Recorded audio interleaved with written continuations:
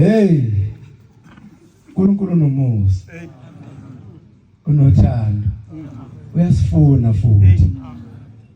Yeza lo ndaba uzu3 lezi. Unothando unomusa uyasifuna. Uyazi into ekufuna mfowethu ibalekela kanjani? Anini labafana lena manifuna amantombazana nibaleki. Sebezothi waqala kanjalo Nkosi yami. Manifuna amantombazana nibaleki. Awukuthi bungeze njalo futhi ingane ifuna futhi bungeze njalo. Manifuna amantombazana nibaleki, ngisho senifuna amakhosikazi.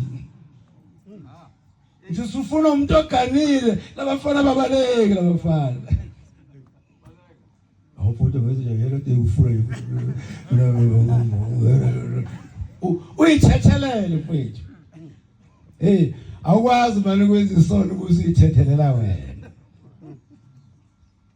Ithi ngoma la ekhaya uShembe unothando, unomusa, uyasifuna futhi. Uyazi ayike into emnandi okwazi ukuthi uyafuneka, ufuna uNkulunkulu ufuneka ezulwini. Manje sibongelele igama ntona baNkulunkulu. Njoba namhlanje sithi 115 years. 115 years bafowethu amagwala ahle kusulu. Athi uyaphela lokho. Kuyaphela kusasa kusekho. Ukhuluma abantu, ukhuluma la amadoda akuthiwa watha wasemnyameni. Manje sila eGauteng namhlanje na sizoncenga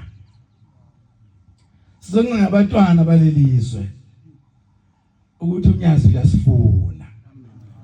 Uyazi sifunwa yini? Sifuna uNkulunkulu onothando.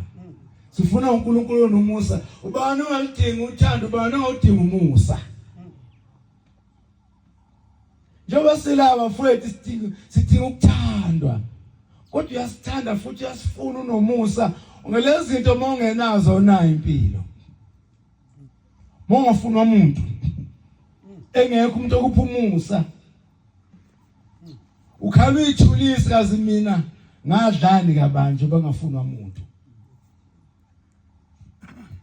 Njengoba silapha namhlanje nasize kubantwana.